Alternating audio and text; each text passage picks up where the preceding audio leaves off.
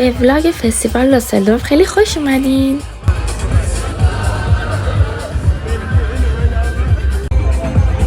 اینجا پر دیجی و خوراکی فروشی بود، همه در حال رقصیدن بودن، در حال خوردن بودن.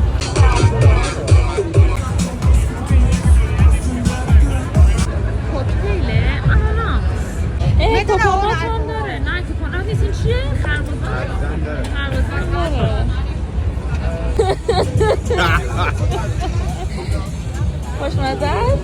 خیلی اصلا با الکل اودا؟ فانتاستیک. این هم ترشه اینجاست. نه این ترشه. نه این ترشه.